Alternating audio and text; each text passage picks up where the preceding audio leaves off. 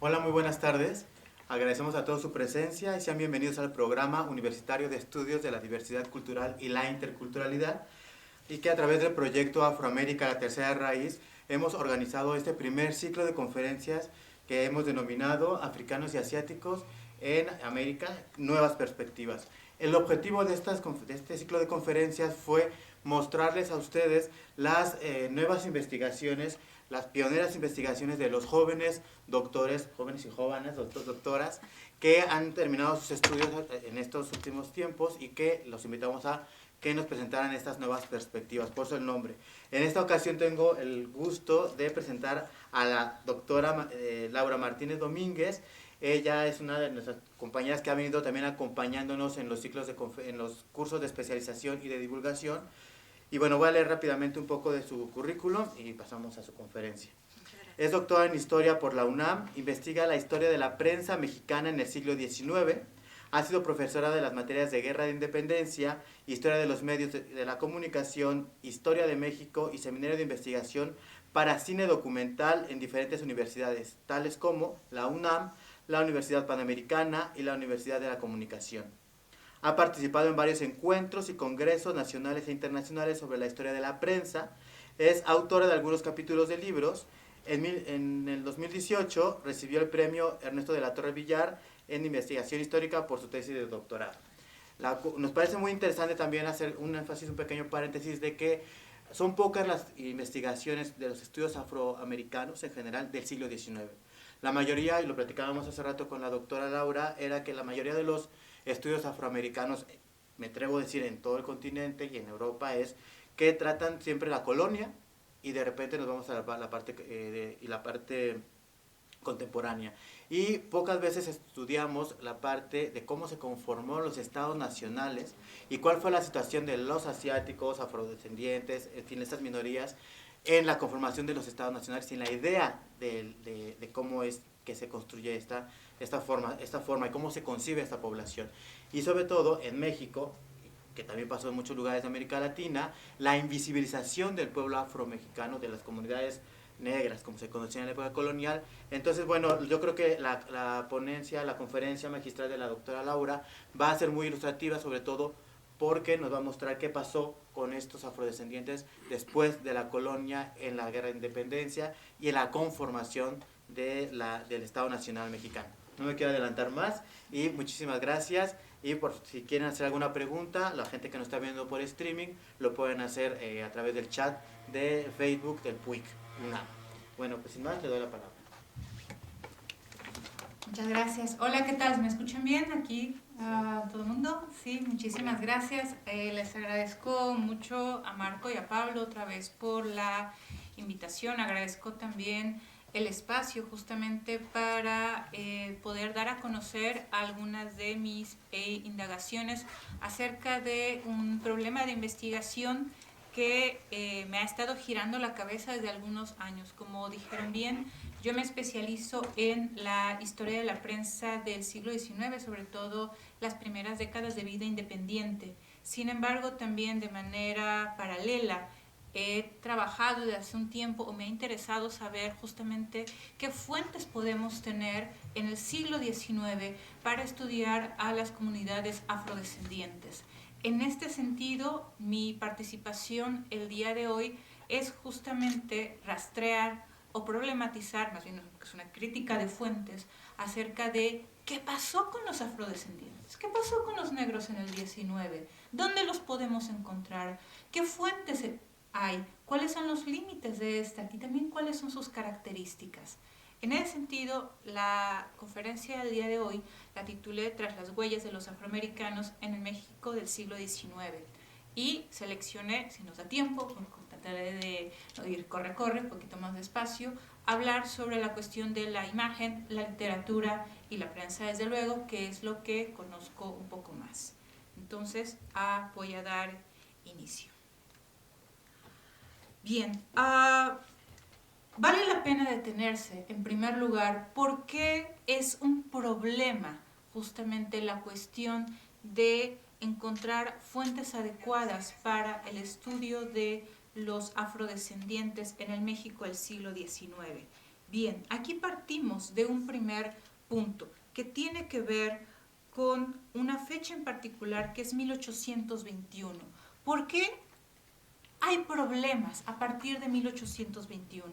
Podemos encontrar en general 3 razones, hay más, pero estas son las que en mi opinión son las más relevantes. En primer lugar, bueno, tenemos una escasez en general de testimonios o huellas elaborados por los propios afrodescendientes. Es decir, no quiere decir que no existe algún diario o algo así de alguna persona afroamericana que esté por ahí esperando por nosotros, ¿no? Pero definitivamente es muy difícil encontrar fuentes elaboradas por ellos mismos que nos hablen acerca de su vida y de sus cosas.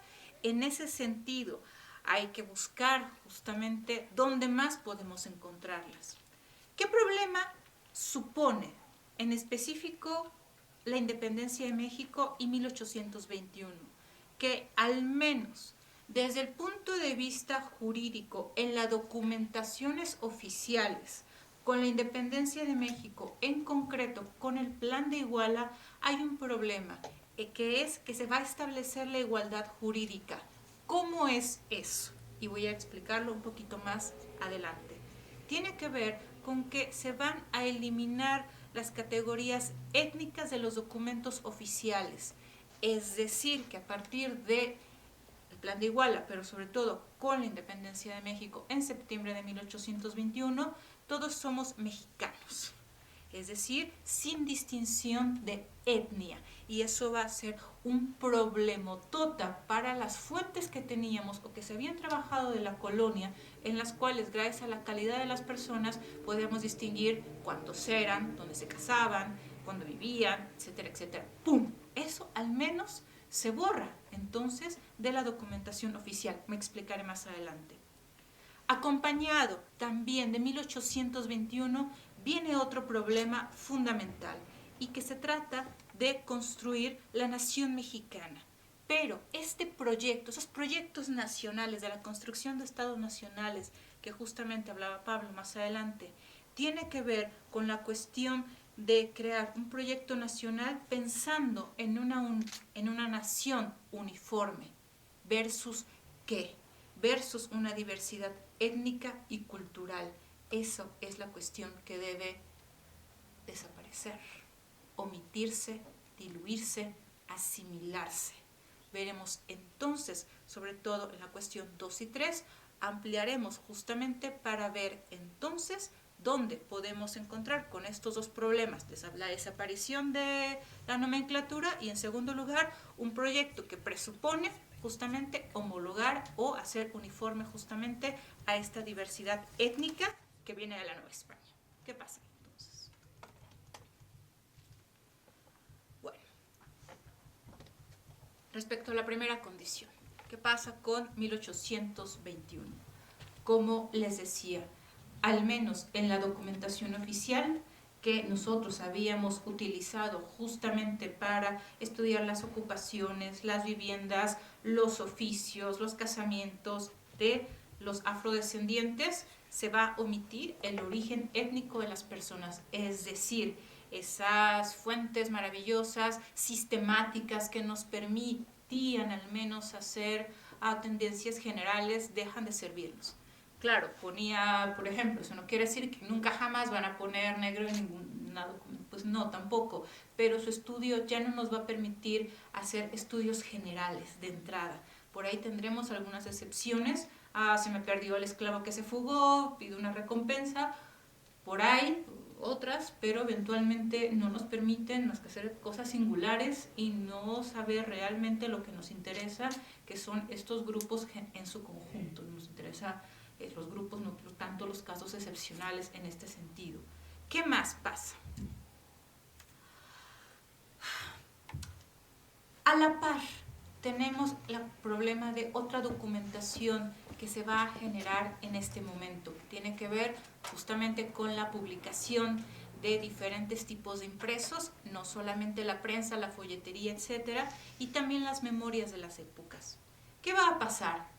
¿Qué va a pasar con el término negro, mulato, Pinto, color quebrado, ¿desaparecen también de los registros de la prensa o no? ¿Sí? ¿O qué pasa justamente con estas expresiones en estos medios de comunicación también a partir de 1821?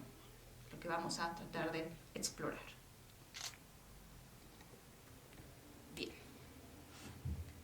Hablando de el punto 3, que es justamente hablar de este proyecto de construcción nacional. Podríamos decir que en 1821 se ha logrado la independencia de México, pero ahora viene una tarea menuda, que es ahora hay que hacer los mexicanos. ¿Cómo los vamos a hacer? ¿Cuál es el proyecto que hay detrás de todo esto?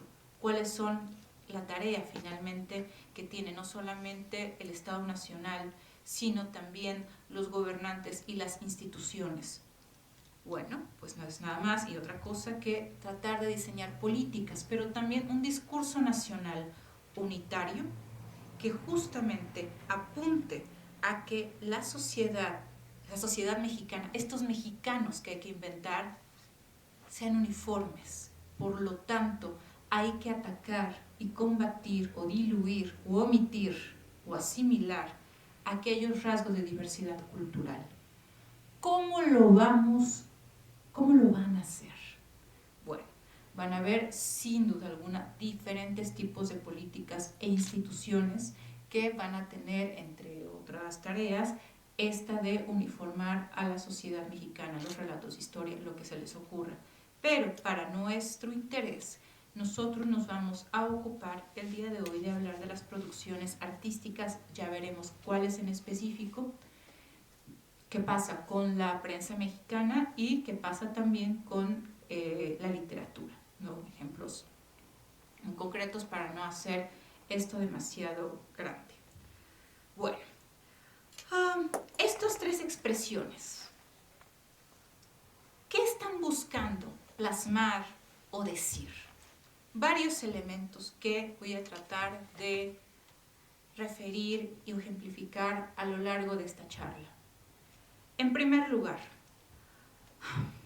en varios de los testimonios de la época, ya sean las memorias que van a escribir en ese momento, lo que yo digo la banda, es decir, Zavala, Alamán, More, compañía, Carlos María Bustamante, en fin, a todos esos que van a escribir justamente en estos momentos las memorias de la época, ¿qué dicen acerca de nuestros muchachos, nuestros mulatos, nuestros negros?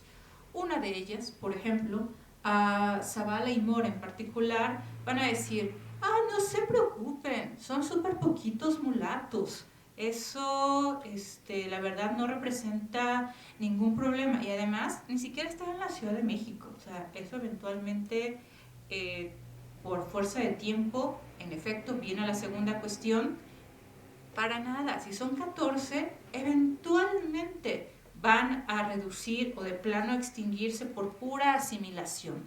Y si eso no basta, porque eventualmente vieron que esto realmente no se estaban asimilando como lo habían sugerido, van a diseñar, si bien esto lo ocupan para otras cosas, pero también sirve la colonización, pero no cualquier colonización. Es decir, van a haber proyectos e invitaciones para justamente la colonización de extranjeros, pero no cualquier extranjero, ya lo sabemos. Lo que estaban buscando eran extranjeros blancos, es decir, de por sí la idea es, hay muy pocos, ni están en las ciudades, esos están en los puertos, ya veremos qué puerto en particular.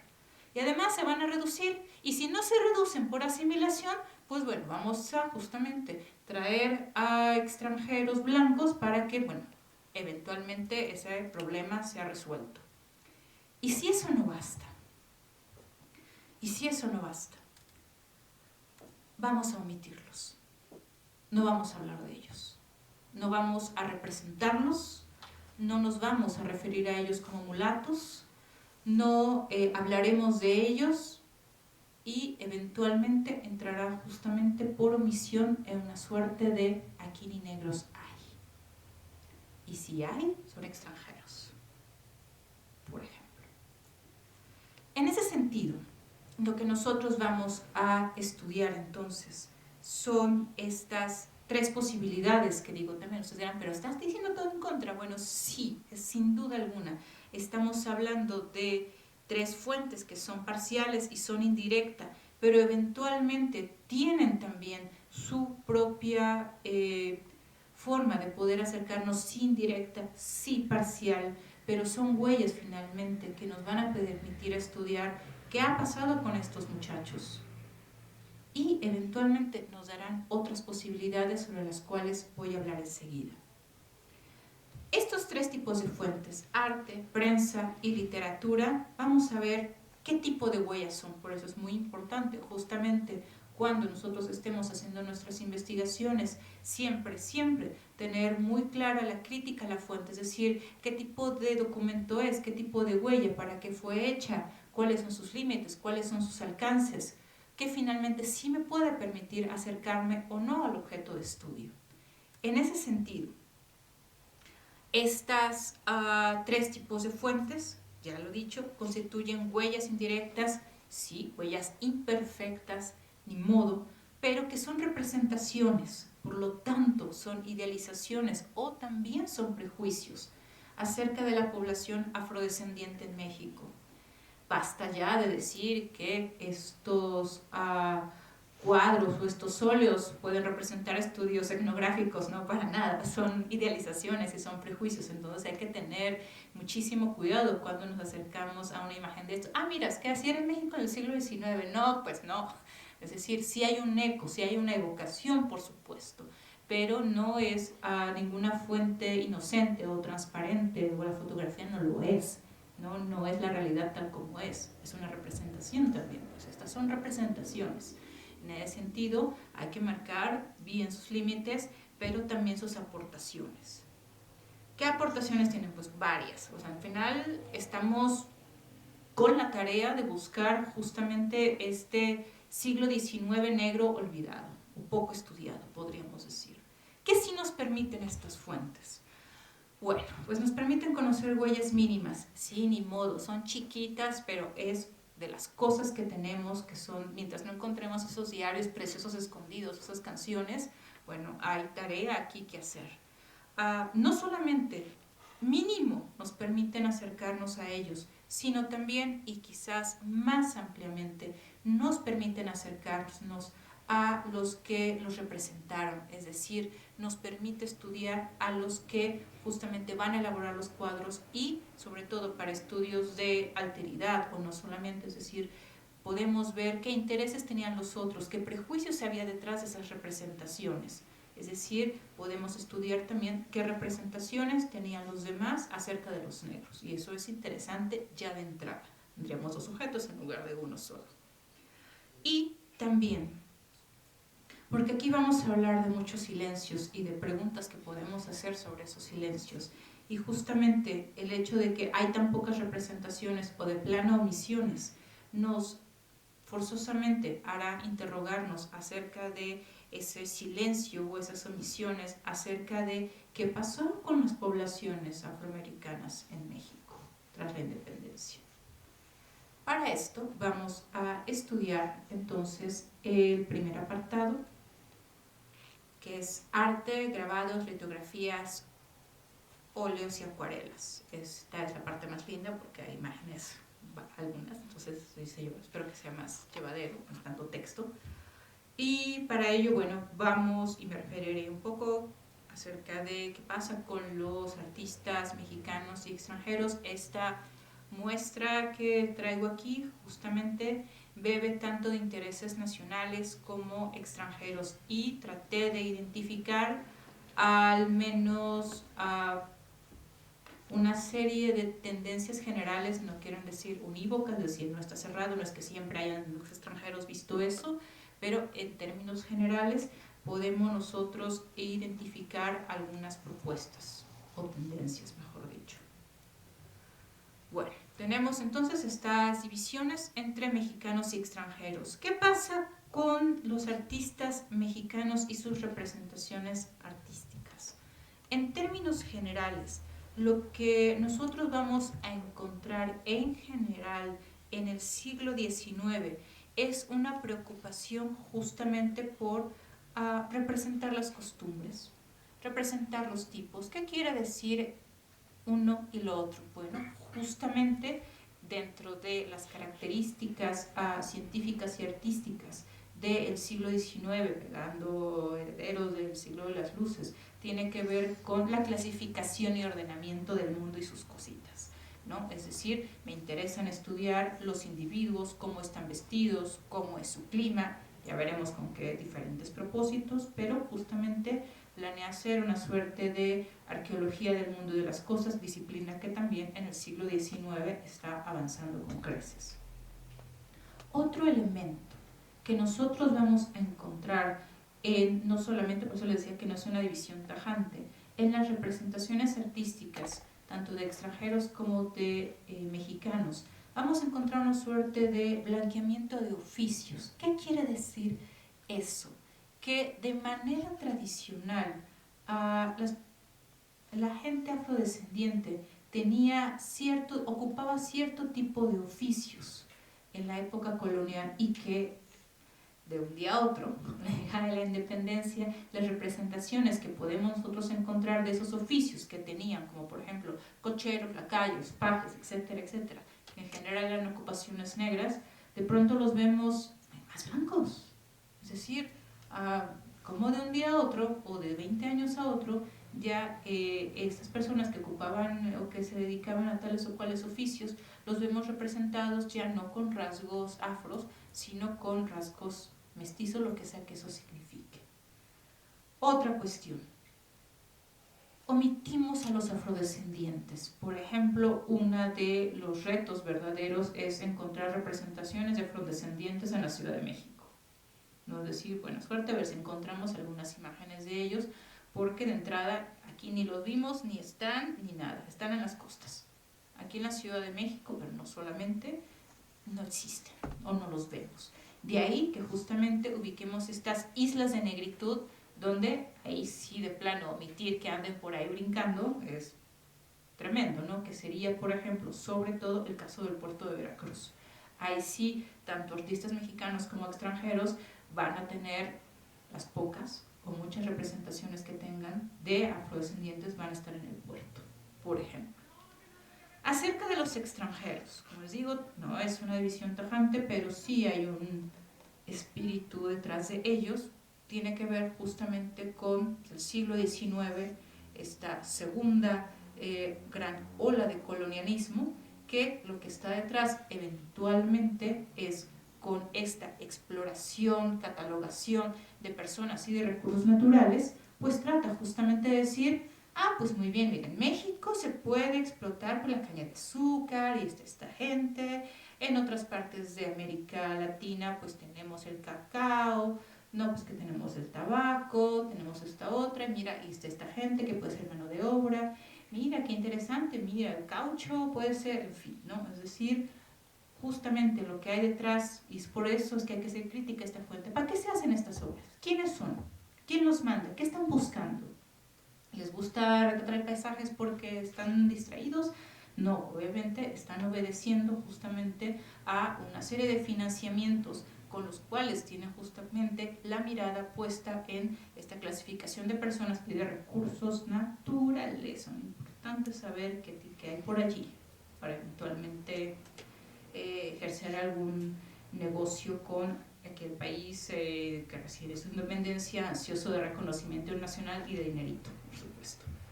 Y está siguiendo estos principios de no solo la ilustración, sino el desarrollo del pensamiento científico, esta clasificación de las personas, con los tipos, pero no solamente es decir, mira, si está el negro de Alvarado y tiene estas características, mira, está esta gente de la sierra y tiene aquellos, ¿no? Es un poco como conocer y ordenar el mundo. También, en algunos de los casos, para los pintores extranjeros que no tienen impuesta la visión de representar una nación homogénea y uniforme étnica y culturalmente, a los extranjeros en general van a representar una mayor diversidad étnica. que en contraste con los mexicanos. Es decir, en otras palabras, aquí se les van a colar los negros más fácilmente que con los artistas mexicanos. No quiere decir que nunca haya pasado, pero en general hay una tendencia entonces que con las representaciones de extranjeros sí vemos un abanico étnico mucho más amplio de lo que vemos con otros. Y eso voy a tratar de mostrárselos más adelante.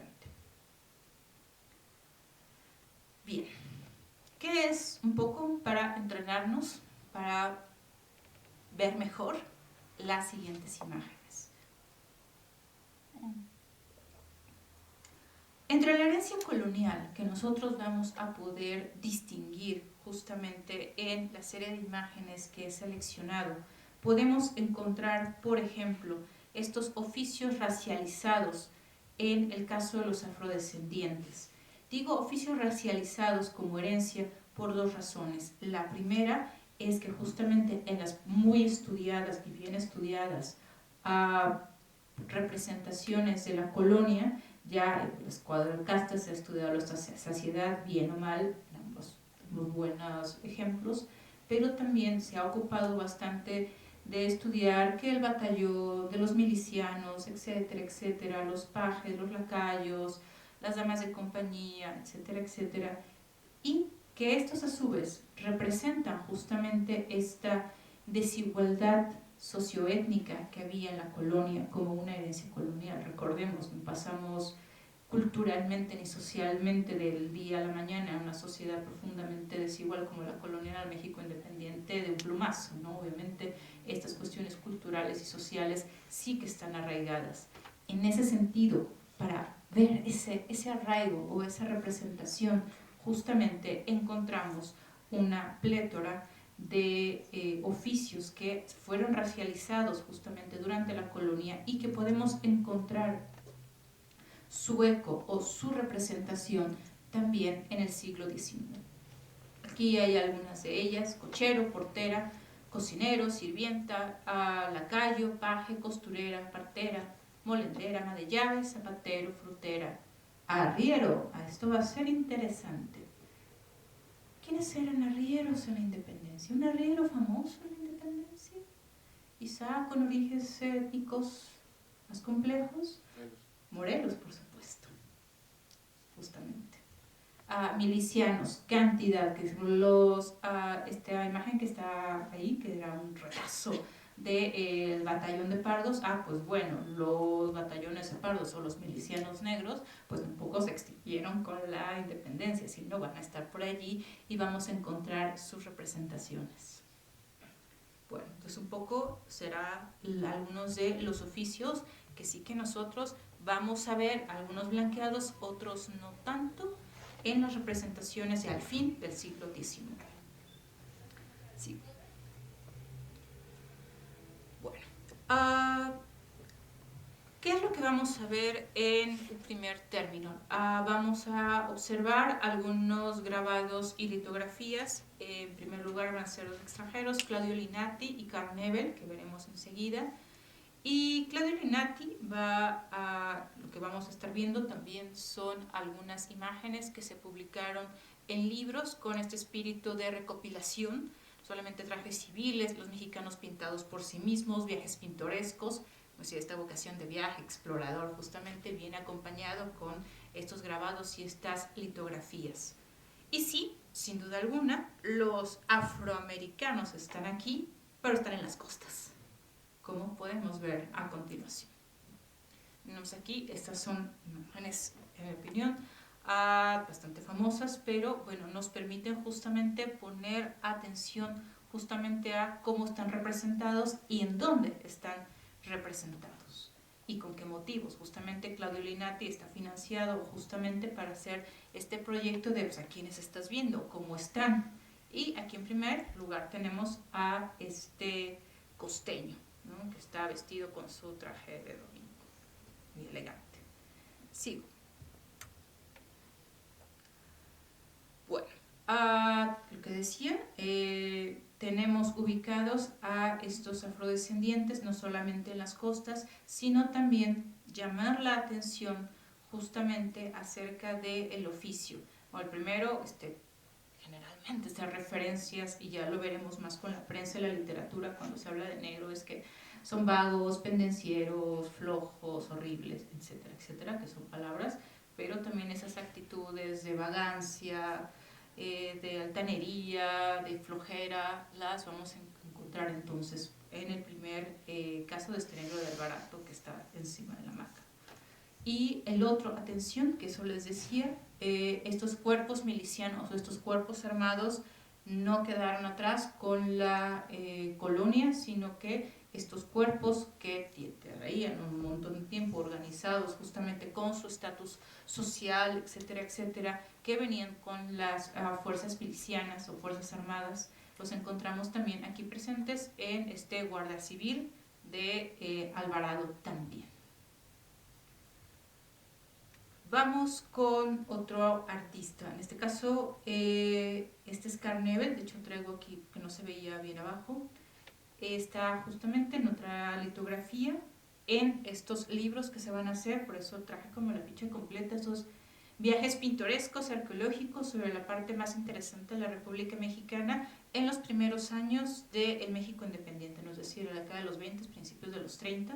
Si bien esta obra se termina en 39, lo que va a hacer Carnevel justamente es hacer que estos tampoco están en la ciudad, sino que están en algún poblado por ahí perdido entre Michoacán, Guerrero, Estado de México, ¿no? Que comprende lo que hoy es Tierra Caliente. Y vemos justamente en la imagen individuos que pues, son negros, pues más o menos, es decir, estos chicos que eventualmente están un poco menos exaltados los rasgos afros, pero de todas maneras se insinúa o se antoja un vestigio afro. Como les decía, estar buscando afros en las representaciones es un poco buena suerte porque eventualmente algunos rasgos no serán tan evidentes como otros. Al mismo tiempo que vamos a encontrar estos viajes pintorescos o estos trajes, las publicaciones periódicas mexicanas en su diversidad, no solamente hay revistas de literatura o de política o algunas cuestiones de economía, vamos a tener también revistas ilustradas en el siglo XIX en las cuales también artistas mexicanos van a hacer algunos de sus grabados. Lo siguiente que vamos a ver corresponde justamente a algunas de esas litografías o grabados que se van a publicar en estas revistas mexicanas. Ahí me interesa que veamos dos cosas. La primera tiene que ver con esta cuestión de los oficios, oficio de cochero, como veremos, y también atención sobre cómo se representa el mestizo. ¿Qué pasa? ¿Qué tan mestizo se ve el mestizo que vemos a continuación? En efecto, la primera imagen es de Joaquín Heredia, que justamente está representando estos oficios racializados heredados de la colonia. Sí que aquí observamos más claramente a un chico con los rasgos afro un poco más claramente, no hacemos como un gran esfuerzo para detectar el color de la piel, los rizos, etcétera, etcétera. Y aquí viene algo extraño, que es justamente la representación de los mestizos que encontramos aquí con estos niños aztecas, que eventualmente indígenas no parecen mucho, pero están representados como tales. ¿Por qué esta omisión? ¿Por qué no decirlos por su nombre? ¿No pueden decirlos? ¿Qué está pasando aquí? Esas son algunas de las preguntas que debemos hacernos. ¿Por qué no los dicen como? ¿Por qué no los nombran? ¿Por qué? Es una buena pregunta. Sigamos.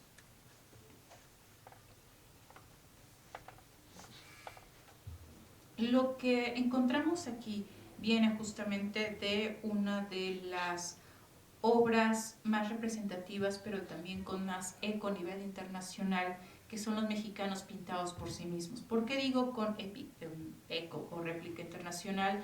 Porque este ejercicio lo hicieron también en los Estados Unidos, en España y en Francia, ¿no? Es tratar de, pues, cómo somos, ¿no? Cómo nos identificamos, qué oficios hay, cómo nos vemos, y justamente dentro de estas preocupaciones encontramos estos dos ejemplos también de oficios racializados heredados de la colonia. En primer lugar tenemos a esta señora, la partera, que está como cortando el cordón umbilical, y por el otro lado estos arrieros de los cuales ya habíamos hablado, que vemos representado aquí también con estos rasgos más afro.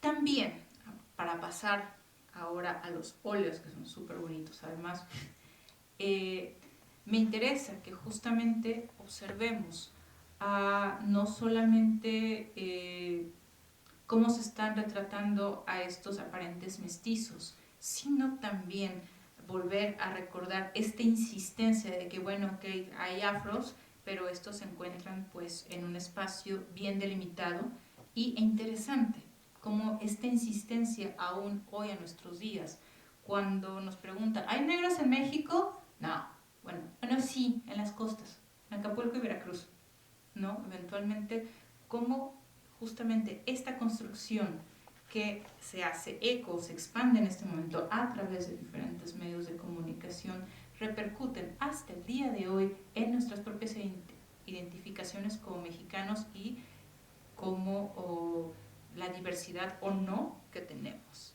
Vamos para ello. Claro, aquí tenemos a un artista de primera, que es José Agustín Arrieta. Lo que encontramos justamente, y esas interrogantes, mestizo.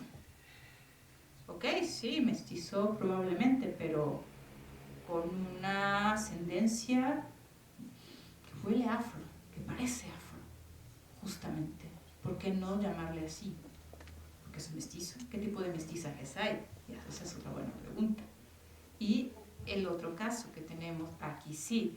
Ok, sí hay negros, pero están en las costas. Y nada más, ¿no? Y esta idea justamente de representarlo con esta cuestión del exotismo, un poco de las palmas y los cocos y con qué frutas se asocian justamente a estos muchachos, que bien podría haber sido ni mexicano, en una de esas era hasta cubano, ¿no? Y andaba por ahí correteando, le dijo, ven para acá, quién sabe, porque costeño, o sea, no es siquiera veracruzano, no, costeño, ¿sí? Andaba por allí, realmente artista de gran calidad. Sí, seguimos hablando de artistas excelentes, pero esta vez extranjeros, y que nos van a permitir justamente observar esto que yo adelantaba, esta mayor diversidad cultural, no tanto representaciones de pueblos o villas homogéneas racialmente donde vemos puros mestizos. Aquí a Rugendas se le van a escapar una mayor diversidad cultural porque está buscando posiblemente otras cosas. Aquí tenemos un mercado en México en mediados del siglo XIX, y lo que es muy interesante es justamente esta cuestión de mostrar una pléyade de etnias mucho más rica de lo que nosotros habíamos visto en otros cuadros, o que se pueden ver en otros cuadros, otros óleos del siglo XIX mexicanos, en donde sí tenemos una mayor uniformidad étnicamente. Aquí podemos nosotros observar al centro incluso del cuadro estas crías aquí batallando, peleándose bastante. Ese es sobre todo el que tiene el calzón de manta blanco con una piel sumamente oscura, pero fuera de ahí tenemos un abanico de colores que nosotros, y de oficios, que nosotros sí que podemos recoger aquí en al menos este óleo. Recordemos, esto no es un fiel retrato de la realidad de nada, es una idea, está resolviendo un problema Rugenda, pero sí que de pasada nos permite ver una mirada diferente justamente acerca de esta sociedad mexicana mucho más diversa de lo a que habíamos pensado. Es decir, aquí veo bastante diversidad más que una cosa homogénea, la verdad. También, siguiendo con Rugendas, porque valía la pena, vamos a estudiar esas siguientes dos imágenes que, reiteramos, encontramos esta muchacha de Córdoba.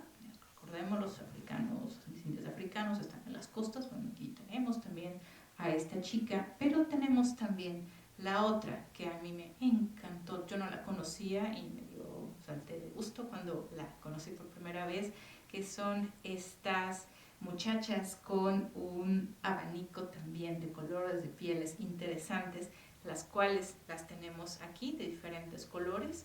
Y aquí tenemos a nuestra muchacha afrodescendiente de este lado, ¿no? Es decir, interesante es el trabajo de Rujandas Poco, me dicen, acerca de las representaciones de negros en México. Tendrá un trabajo mucho más vasto en Colombia, si no me equivoco, ¿no? Pero aquí, digamos, como les decía, hablábamos un poco antes, es encontrar la aguja en un pajar. Pues sí, pues adelante, aquí hay cosas por las cuales rascar, interrogarse y preguntarse. Siguiendo con otros artistas extranjeros también en óleo, pero esta vez sobre cartón, no sobre tela, encontramos a Ingrid también, con estos oficios racializados en los que encontramos justamente estos músicos veracruzanos que encontramos en la primera imagen, y también lo que vamos a encontrar es estos famosos arrieros que sí que son representados.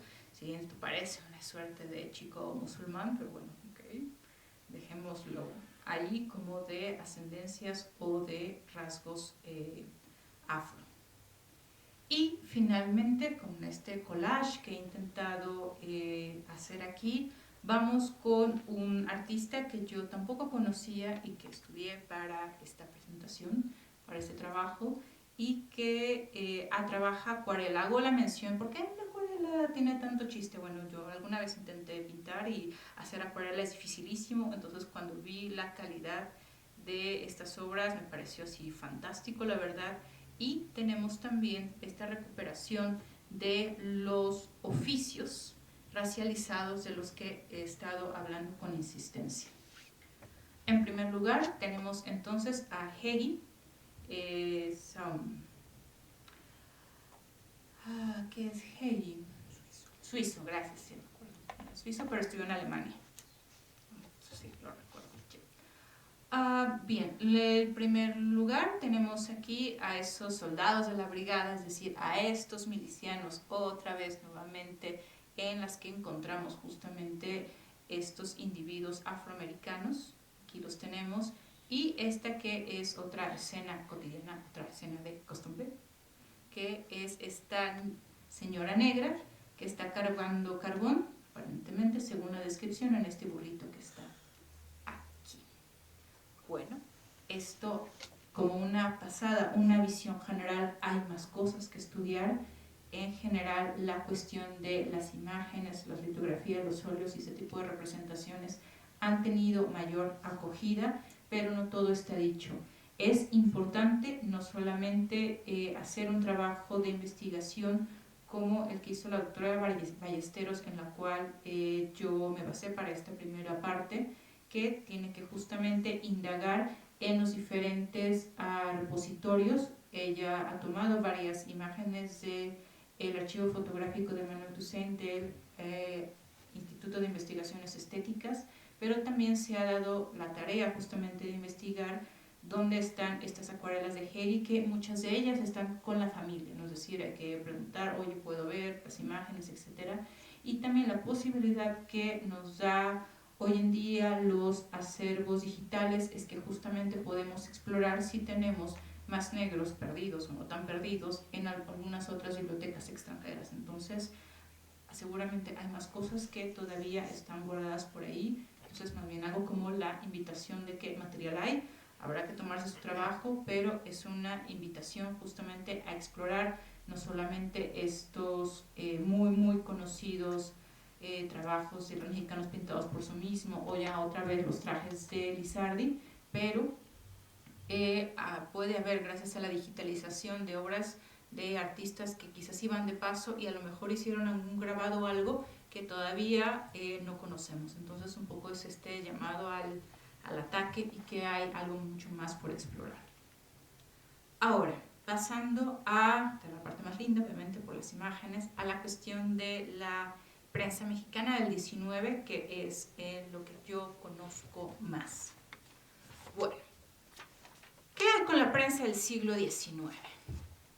Pues también hay un chiste a partir de 1821, que no solamente se consuma la independencia de México, sí, pero para la historia de la prensa, ¿cuál es el parteaguas? Pues es no solamente la independencia, por supuesto desde el punto de vista político, sino que es también el reconocimiento a la libertad de imprenta.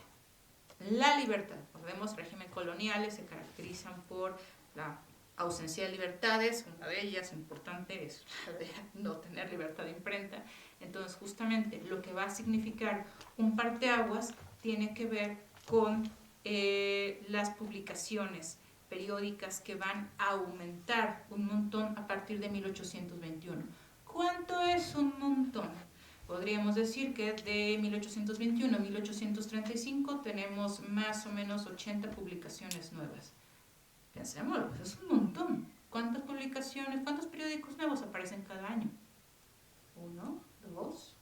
Es decir, esto es un ritmo vertiginoso, una toma de palabra, como he insistido en otros lados, espectacular. Ahora, con el tiempo, sí.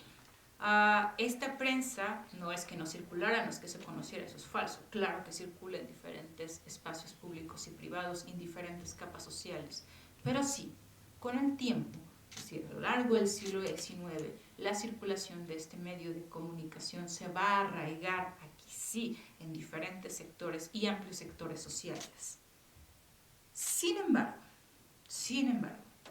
una muy buena parte del siglo XIX, esta prensa va a ser escrita, producida, leída y circulando, sobre todo por las élites. No quiere decir que jamás llegó a... No, por supuesto que claro que llegaba, se consumía, se leía en el campo, etcétera, etcétera. Pero también es verdad que en los primeros años, sobre todo, es un medio de comunicación que circula y hace su efecto, hace su política en no tan exclusivos y reducidos, pero sí en espacios más bien limitados, ¿no? ¿Qué pasa entonces con estas élites que están escribiendo para ellas y por ellas? Bueno, pues que estos hombres de letras, estos hombres orquestas que eran de todo, porque tuvieran poderes mágicos, sino porque había que hacer, a dedicarse a un montón de cosas, ocuparon justamente puestos políticos de primer orden, es decir, eran primeros ministros o secretarios, etcétera, etcétera, eran alcaldes, estaban en el ayuntamiento y justamente no solo en términos políticos, sino que también van a hacerse cargo de un montón de instituciones que se están formando o que están acompañando justamente la construcción de la nación. En ese sentido, estos muchachos no solamente tienen su periódico o escriben para él, sino que también van a estar en instituciones de educación en universidades y en las ciencias, es decir, están sus tentáculos, podríamos decir, en todos lados. ¿Y qué dicen estos muchachos acerca de nuestros mulatos, nuestros negros, nuestros pintos, nuestros chicos de color quebrado? Aquí hay algún par de opiniones acerca de estos individuos y también de algunas de estas publicaciones. En primer lugar, José María Esteva, casual, en alguno de sus textos también, esas mulatillas que al son de algunas malas arpas se pavonean. O Carlos María Bustamante, durísimo, que decía, esclava negra bien fea, que bien podría ser una mona. No, es decir, con este tono, este desdén, este desprecio, estos prejuicios van a ser los que generalmente nosotros nos vamos a topar justamente en estas descripciones. Ya me había yo adelantado justamente con lo que decía Mora, Alamán, Zavala acerca de ellos. No te preocupes, si son 14, y es más, se van a eliminar rápidamente con la asimilación. ¿Qué dice la prensa? Algunos de estos ejemplos. Por ejemplo, 58. La sociedad va a referir a estos muchachos, sí, como los Pintos de Álvarez. Recordemos, el general Juan Álvarez, de lo que hoy es el estado de Guerrero, va desde la época de la independencia tendencia después de la muerte de Guerrero justamente a tomar uno de los más importantes relevos de liderazgo en la zona. Y justamente, pues, ¿de qué estaban compuestos esos ejércitos? Pues muchachos mulatos, entre otros, muchos otros. ¿Y qué pasaba según la prensa con estos chicos? Porque eso sí, cuando vemos nosotros estas referencias a negros, mulatos, pintos de color quebrado, es porque están haciendo desmanes. O están robando, o están haciendo desórdenes, o son una verdadera peste. La Voz de la Patria, finales de la década de los 20, 1829. Esos mulatos, refiriéndose a que son una raza exótica, es decir, no son de aquí, primitiva, que viene de los bosques de África, y que son igualmente una calamidad. Dicho todo esto, parece un panorama bastante oscuro y triste, y que parece que no encontraríamos demasiado en la prensa mexicana del siglo XIX, es decir, no hay más allá de este tono. Vamos a ver qué más puede haber. Para explorar, por ejemplo, aquí tengo como una muestra acerca de qué nos puede dar la prensa mexicana. He hecho el siguiente ejercicio, cuyo resultado les voy a tener aquí en este momento. Por ejemplo, si consideramos a la prensa mexicana del siglo XIX como una fuente para explorar, vamos a hablar de algunas de las herramientas para hacer justamente esta exploración.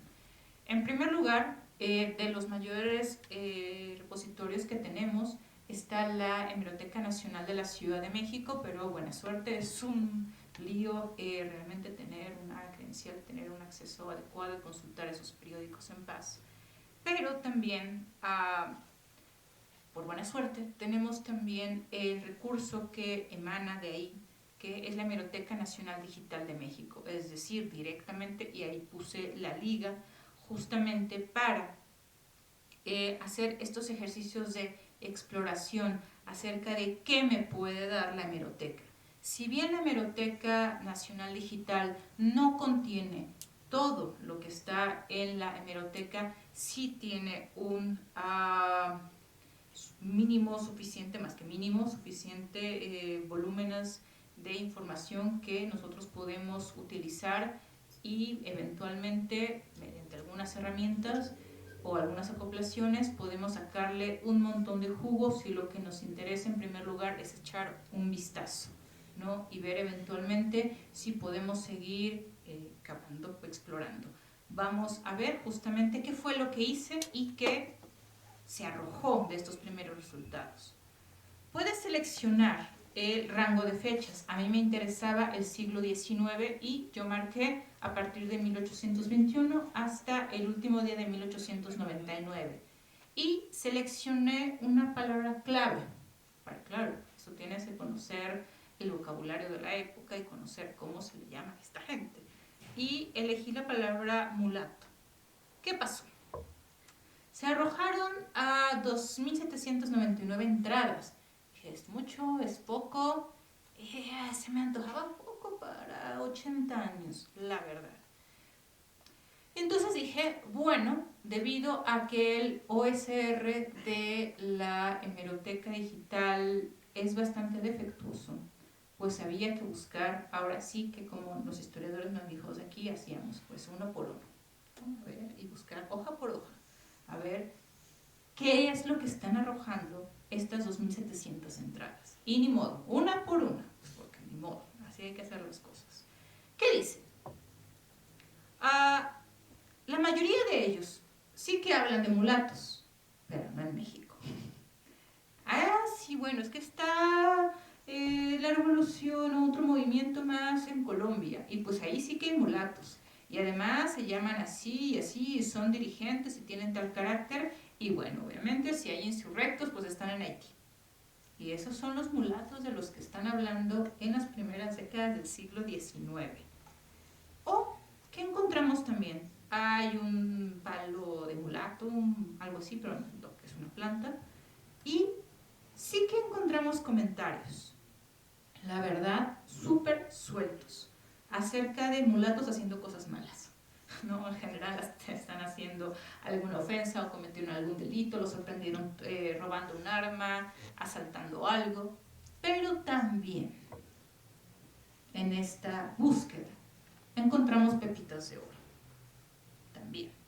Y que me tomé la libertad de extraer toda la cita porque nos habla, en mi opinión, bastante bien acerca de este proyecto de omisión y de negación. Así que lo voy a leer completo y, como les dije, una por una, es la manera que están diciendo que encontramos ahí. El Mosquito Mexicano, que se llama uno de los periódicos del siglo XIX, en 1836, en el contexto de la guerra con Texas por su separación, dice lo siguiente: por lo que dice el diario oficial, cuyo artículo editorial hemos insertado, y por ser conforme con lo que deponen testigos oculares que han viajado por el Norteamérica, está fuera de toda duda que la decantada libertad de ese país, que a todas horas se nos quiere poner como modelo de imitación, no es otra cosa sino un refinado egoísmo de la raza blanca, siempre dispuesta a oprimir a las de color, que no son miradas sino con desprecio. No es así en México, en donde no hay tráfico de esclavos, y la razón ha fundido los colores de los hombres. Y ni el blanco da empujón o bofetada al de color, porque no le cede el paso de la banqueta, ni lo insulta con la injuriosa distinción de corterón, mulato, negro, etc. Pepita de oro, ¿por qué? Porque no solamente estamos hablando de esta propaganda de que aquí en México no tenemos ni racismo, porque ni siquiera hay negros, porque la razón, este principio racional, ha decidido que se han borrado los colores de los hombres. Y ya no les decimos esos insultos feos como negro o mulato. Vámonos.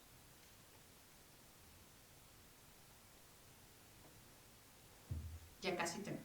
Voy con eso, es decir, una de las joyas, y que no me tomó mucho tiempo, es decir, esta cosa de andar piscando una cosa tras otra, pero que eventualmente les invito que en el archivo no solamente vengo por este documento, sino que le echen un ojo a toda la caja, uno se encuentra sorpresas siempre.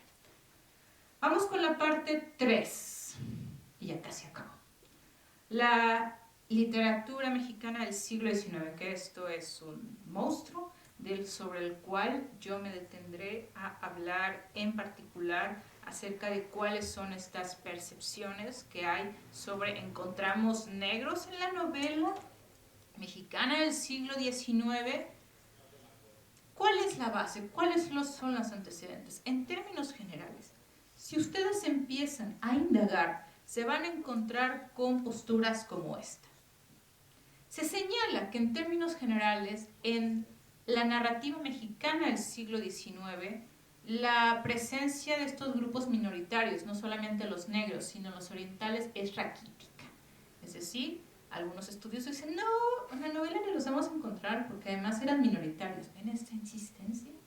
Son 3 gatos, ¿qué importa? Ni los vamos a ver ahí. Pero ¿qué más dicen? ¿Qué más dicen cuando se les pregunta a los estudios sobre la literatura mexicana a los negros en el 19? No, pues que además piensan o se cree que tanto en la novela como en la realidad, pues la verdad, estos negros pues no son representativos de la cultura mexicana, lo que sea que eso signifique, porque poseen, y lo puse entre comillas, elementos culturales extraños y nocivos como la hechicería, ¿no? Es decir, que no solamente son pocos, sino que tienen costumbres extrañas que no son mexicanas, lo que sea que eso se está significando en ese momento. Entonces, ¿qué sí es lo mexicano? ¿Lo mestizo? ¿No? En ese sentido, quiero decir que en la novela mexicana hay, la verdad, un campo por explorar. Por ejemplo, desafortunadamente no pude conseguir mayor información porque esta tesis está en curso, pero tengo noticia también que en estos momentos se está realizando una tesis de grado acerca de la presencia de las mujeres mulatas en particular en las novelas del siglo XIX. Pero es una investigación en curso, la cual, por más que intenté, no pude obtener mayor información. Sin embargo, como estudio o ejemplo de caso de que Si están aquí los muchachos, solo hay que buscarlos y tomarse el tiempo para hacer este estudio sistemático. Lo podemos encontrar, por ejemplo, en el caso de la novela del Zarco de Ignacio Manuel Altamirano de finales del siglo XIX. Como les decía, hay que echarse el clavado y estar buscando nuestros negros. El chiste con Altamirano y el Zarco tiene una relación especial conmigo, porque esta novela se escribió en mi pueblo. Entonces, sí que nosotros, sobre todo en la primaria, desde muy chicos, sí que estamos, digo, la secundaria de mi pueblo se llama Ignacio Manuel Altamirano, entonces sí que traemos un rollo identitario muy fuerte con esta novela y ya cuando conocí con más detalle estas cuestiones dije, ah caray, aquí hay... No lo había visto yo de esta manera y vamos a ver qué es lo que he encontrado, qué se puede encontrar en esta novela. La novela del Zarco, recordarán quizás si ustedes les dejaron tanto leer como nosotros en la primaria, esta novela se sitúa a finales del siglo XIX en Yautepec, Morelos, y en este caso, si bien la novela va de justamente el Zarco, que es un criollo, bandolero, etcétera, etcétera, que hace sus desmanes, asaltos por ahí, recordemos, esta figura del bandido tan socorrida y representada también en el arte y en las novelas. Entre uno de sus personajes secundarios, no menos importante, es el tigre, que es un mulato. ¿Qué pasa entonces aquí? ¿Qué hace Altamirano con este mulato que recoge en esta novela? Para empezar, pues era un forajido, no iba a ser de otra manera, ¿no? Pertenece al grupo de bandidos de los Plateados y además, ¡pum!, viene toda esta serie de caracterizaciones. Bueno, si es mulato, es ruin, es traidor y además siempre decían que tenía una apariencia colosal, horrorosa. Sin embargo, aquí hay más problemas. Altamirano dice que Yautepec era una población mestiza de entrada, donde todos hablaban español, pero que hay algunos problemas importantes. Hacia finales del XIX, a principios del siglo XIX, Yautepec tenía tantos negros que incluso se adscribió a la cédula real para poder hacer votaciones en las elecciones de 1811. Y entonces 100 años, ¿qué? Menos de 100 años después ya no había nadie. Eso es raro, ¿no? ¿Qué más pasa entonces? Sin embargo, a pesar de que Altamirano dice que es una población mestiza, aquí todos son mestizos, todos hablan español, pero sin embargo incluye a un mulato como este personaje siniestro y antagonista. No solamente lo incluye a él, sino que cuando hace las menciones a los campos de caña de la hacienda de Atliguayán, que es una de las 7 haciendas que rodea mi pueblo, haciendas azucareras, por eso había tantos negros a principios del siglo XIX que trabajaban allí. Dice, pues los mulatos están dedicados pues a las cañas de azúcar. Entonces, ¿hay o no hay? ¿No? Aquí hay una contradicción. Es decir, dices, no, pueblo mestizo, pero hay un montón de negros por ahí. Entonces, ¿qué está pasando con esas contradicciones de este relato justamente que se ubica en esta novela? Vemos entonces con Altamirano esta serie de contradicciones y este intento, una vez más, de uniformar lo que en realidad es diverso. Esta serie de aseveraciones, no, aquí hablan todos español, no nada, pero sí hay negros, y los negros son los elementos, son los villanos de la historia, ¿no? Eventualmente, los que se van a redimir, eventualmente van a ser los indígenas que hay por ahí, pues son mestizos, ¿no? En fin, este es un ejemplo, entonces, con este estudio de caso, en donde podemos justamente estudiar una de las representaciones en una novela de la población afrodescendiente, una representación bastante pues cruel, sumamente acomplejada, muy prejuiciosa acerca de estas personas con las cuales cuando ni se les nombra y cuando se les nombra es justamente para denostarlas.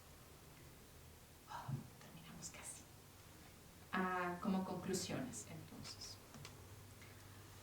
Abuelo de pájaro, las representaciones artísticas que nosotros estudiamos, como los óleos, los grabados, las acuarelas y estos ejemplos de literatura, están buscando retratar una idea y no una realidad. Por eso encarecidamente decía que estos no son vestigios etnográficos, no están representando la realidad tal como es. Hay que tener cuidados con ellos, hay intereses detrás, son parciales, etcétera, etcétera.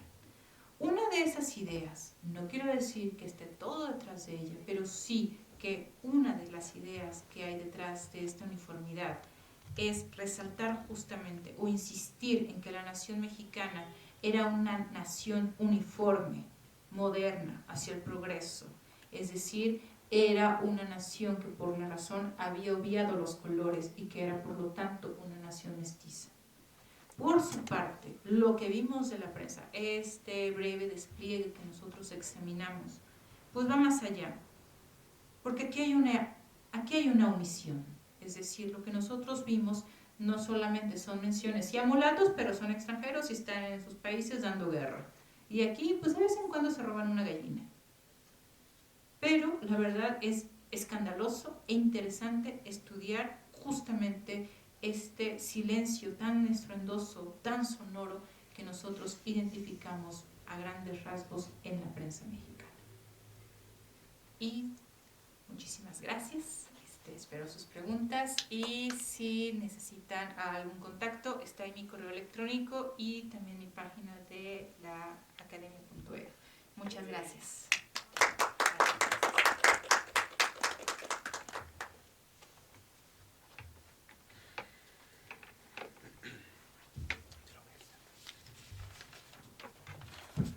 Bueno, agradecemos mucho a la doctora Laura su intervención. En verdad es un punto coyuntural en la historia de la población afrodescendiente en México y en Latinoamérica. Sin temor a equivocarnos, creemos que la doctora Laura y ¿quién será? La maestra Cintia del Instituto Mora son de las pocas investigadoras que tienen esta línea temática que es muy interesante. Y es muy interesante, pero a la vez es muy poco concurrida. ¿Por qué? Porque es un trabajal. Porque es un trabajal tremendo, ¿no? La historia de la prensa, hacer historia de la prensa realmente no es hacer un estudio cultural de una fiesta folclórica en Costa Chica y ir una semana y creer que aceptamos la realidad, ¿no? Realmente implica un estudio muy profundo, serio, aburrido, tedioso, pero los resultados son más que evidentes. Y los resultados están en la práctica de una teoría, metodología bien aplicada a un estudio serio, empírico, ¿no? Y a través de las fuentes, que es como los historiadores nos regimos, ¿no? Tratamos de. También este es un punto muy importante en la historia de México. Estamos en 1821, estamos en un proceso de igualdad jurídica, pero también estamos en un proceso de la necesidad de homogenizar la idea de la nación. Recordemos que el Estado-nación del siglo XIX moderno, occidental, tiene como premisa la homogenización. Es un peligro, así como tal, es un peligro tener una nación multicultural. ¿Por qué? Porque las naciones occidentales tienden hacia el blanqueamiento cultural, el blanqueamiento social, y en algunos lugares con la migración masiva de población europea, ese tratamiento del blanqueamiento étnico de las poblaciones no blancas, que tienen una serie de prejuicios y estereotipos que están muy arraigados, como dice la doctora Laura, desde el pensamiento discriminatorio colonial, que también es muy importante señalarlo, ¿no? Eso, el historiador Tomás Pérez Bejo tiene una reflexión muy interesante, ¿no? Que dice, de repente en 1821, ¿no? Uno no se acuesta como español pensando que naturalmente creciste en un sistema de inferioridad y superioridad natural. No te acuestas un día y al día siguiente piensas que los indios y negros son iguales a ti. El pensamiento de las élites y de las mentalidades de la población es lo que más tarda en cambiar. Y primero, si bien cambian las instituciones, las mentalidades permanecen, y lo vemos muy bien en las publicaciones periódicas hasta bien entradas en el siglo XIX. Hay varias cosas que nos deja, que están muy vigentes en nuestros estudios, ¿no? enfatizar en esta herencia del pensamiento discriminatorio colonial. En 1821, no porque sea la igualdad jurídica de la población, nace el racismo, como algunas corrientes teóricas interpretativas nos han hecho creer. Es evidente que en los países latinoamericanos hay una herencia muy arraigada de prejuicios y estereotipos que son asignados a las castas de origen africano en la etapa colonial y trascienden por medio de eufemismos y otras categorías peyorativas para nombrar a la población de origen africano, que ahora no se le puede decir ni negro, ni mulato, ni pardo, porque no es políticamente correcto, por decirlo en esos términos del siglo XXI, ¿no? Entonces, ¿cómo podemos seguirlos? Ese es un intento muy interesante, que también uno se ha dado, en el proyecto Afroamérica se ha dado la tarea, que es la pregunta, ¿cuál fue el destino? Y esta pregunta viene de clase, al menos para nosotros. Ok, ustedes nos están hablando de los negros y de los mulatos en la colonia, llega 1821, 1822 con la abolición del sistema de castas por Iturbide, desaparecen. Explíquenos cuál es el destino de la población de origen africano. Y en el proyecto Afroamérica no tenemos esta línea, pero la línea que nosotros seguimos es la demografía, que como la doctora Laura, permite establecer continuidades en la población a través de un comportamiento endogámico, exogámico o de mestizaje, sea el caso de las poblaciones. Eso es muy interesante porque es muy difícil hacer un seguimiento y podemos evaluar, revisemos historiográficamente los estudios. Hablamos del 18, hablamos de 1810, ¿no? De las huestes de Hidalgo, pero de repente hablamos de 1992 con el movimiento por la lucha de la tierra, que son los primeros movimientos de reivindicación de los pueblos negros afromexicanos, que ellos junto con la población indígena dicen no hay nada que celebrar en el quinto centenario, ¿no? Hasta ahí. Es muy peligroso dar esos saltos en el tiempo para todo el científico social, porque vamos a Costa Chica o vamos a Veracruz y nos encontramos a población de origen africano y creemos que han estado ahí desde 1500, 1600. Como vemos que la conformación de los ejidos todavía en el siglo XX hizo una migración forzada y un cambio del establecimiento de las poblaciones. Entonces, ¿cómo sabemos que ahí estaban ahí los afros antes? De 1914 y de 1915. No sabemos cuál es el impacto de la reforma agraria en la tenencia de la tierra de las poblaciones de origen africano. Entonces, estas son de las aportaciones que la doctora Laura principalmente nos trae. Y creo que hay algo que es muy importante, que esto apenas va, que es preguntarnos, ¿qué es el mestizo? ¿Quién es el mestizo mexicano? Tanto hemos crecido, ¿no? Que somos todos mestizos, que somos fruto de una mezcla entre indígenas y españoles, que nosotros creemos que el mestizo tiene unas características étnicas, culturales, socioeconómicas determinadas. En Veracruz, como la doctora Laura también habló un poco, es un caso muy interesante. En los archivos parroquiales, es decir, en el registro de matrimonios y bautismos, el mestizo se define como mezcla entre español e indígena hasta 1800. Hasta 1790, algunos párrocos catalogaban a mestizos como la mezcla de origen afro. Entonces estamos a 10 años del levantamiento de Hidalgo y a 21 años de la independencia de México y no tenemos idea, bueno, la gente en ese momento no tiene idea quién es el mestizo. Entonces nosotros como pueblo autoidentificado o identificado por las élites del siglo XX como mestizos, nosotros nos consideramos casi sin ninguna inscripción étnica, ¿no? Lo multicultural es para el otro, es para el no blanco, es para el indígena, es para el afro. Nosotros no somos multiculturales, porque no somos definidos como una categoría étnica. ¿Por qué? Porque es el grupo hegemónico. Entonces no hay una necesidad de definirlo, porque nosotros somos los que ponemos las reglas y decimos el blanqueamiento va hacia acá, la belleza va hacia acá, la bondad va hacia acá, y la vagancia, la traición, lo feo, lo horrible va en otra dirección. Y curiosamente esa dirección la volvemos a encontrar en la colonia, ¿no? Que es un poco el resultado de estos esclavos huidos, ¿no? Que decía el doctor Javier Laviña, de la Universidad de Barcelona, que le llama como formas sutiles de resistencia. Y nos decía, ¿por qué no se preguntan por qué les decían traidores, holgazanes, viciosos? Y él decía, y él es su concepto, dice, ¿por qué un esclavo que es raptado de su lugar de origen no recibe remuneración económica por su trabajo y es tratado como mercancía o como menos que humano? ¿Por qué debe hacer bien el trabajo para un amo que le da ese trato? Eso es lo que se da una lectura como una forma sutil de resistencia. Yo no tengo que hacer bien las cosas para el que me está subyugando y sojuzgando y tratando como una mercancía. Entonces, el asunto del mestizo es algo que creemos que va muy fuerte, ¿no? Y tiene que ver no solo con una vinculación de lo que somos como Estado-Nación mexicano, sino lo que no somos y lo que no hemos dicho que somos, que eso es quizás de las cosas más interesantes.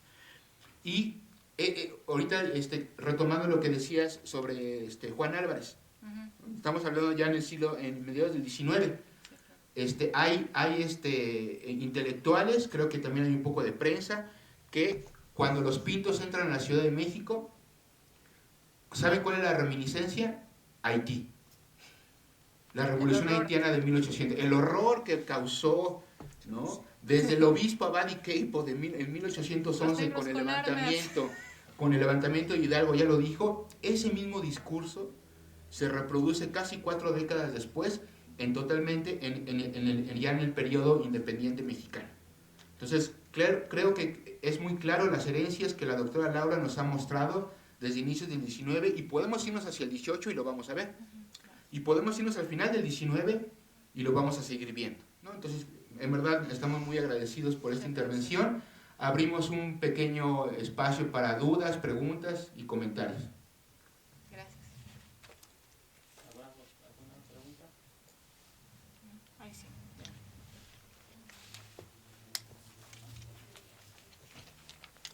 Buenas tardes. Hola, ¿qué tal? Me llamo Lucas, soy de Brasil. Mi pregunta, primeramente te parabenizo, sí, me gustó mucho su presentación, sus slides, sí, son muy ricos, parabéns.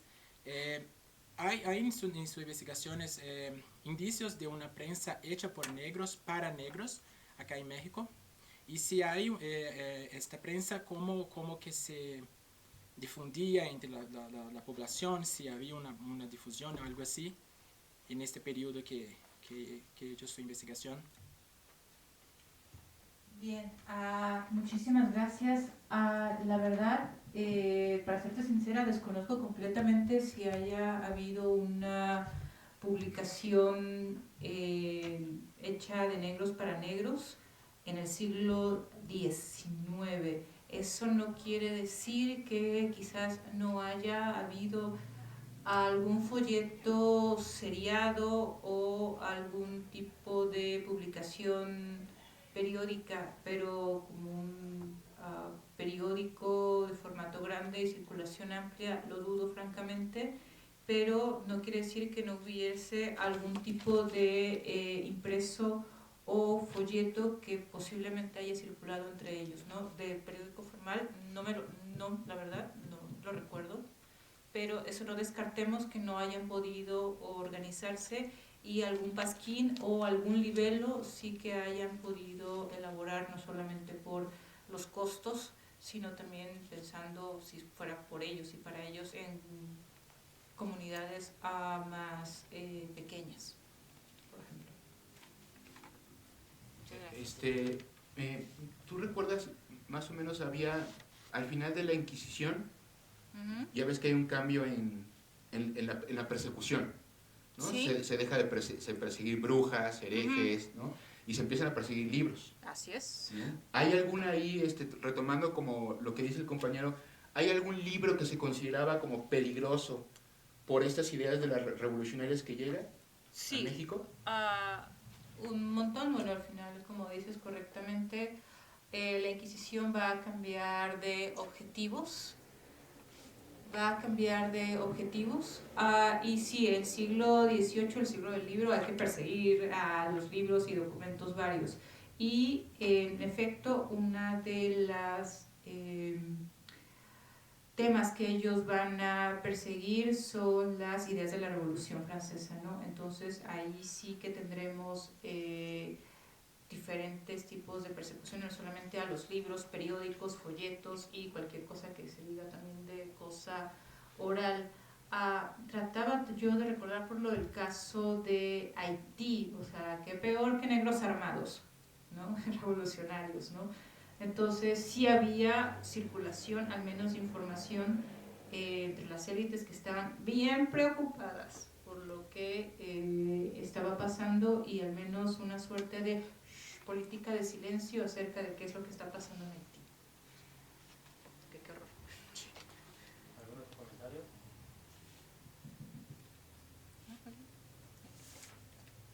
Bueno, pues agradecemos mucho a la doctora Laura Martínez.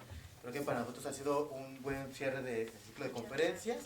Y bueno, le entregamos su constancia, que está a nombre del director del programa, el etnólogo José del Val, y de la doctora Luz María Martínez Montiel, coordinadora de este proyecto Afroamérica, la tercera raíz. Y bueno, yo creo que con esto damos por concluido este primer ciclo de conferencias. Quisiéramos agradecer a todos los participantes, ponentes que estuvieron con nosotros en este largo periodo del pasado semestre y ahora y quisiéramos anunciar que estamos ya preparando el segundo ciclo de conferencias y bueno, nos congratula que estamos, ¿no?, ampliando a otras instituciones, y ahora el programa de estudios de África y Asia que está en la universidad también está incorporándose a este ciclo de conferencias, y ojalá que podamos tener una colaboración mucho mayor, y nos da mucho gusto anunciar esta unión de los dos programas para poder coordinar los trabajos sobre africanos y asiáticos en América, que es lo que al proyecto Afroamérica especialmente le interesa, y aún así al programa universitario de estudios de Asia y África le interesa también esta relación. Entonces yo creo que va a ser un ciclo de conferencias bastante interesante, con más ponentes, con otros institutos colaborando, y esperen pues prontamente este nuevo ciclo y esta convocatoria a esta participación. Pues quiero agradecer también a las autoridades del programa universitario, al etnólogo José del Val, a la doctora Carolina, que ha estado muy preocupada también por esto, y especialmente un saludo y agradecer a la doctora Luz María Martínez Montiel, quien es la que está coordinando todos estos trabajos. Entonces, pues agradecerles a todos y muchísimas gracias. Laura, Gracias, un abrazo, gracias, un aplauso por favor a la maestra. Gracias. Y que tengan muy buena tarde, esperamos sus comentarios y muchas gracias. Muchas gracias. Muchas gracias. Tenés eso, pobrecito. Ah,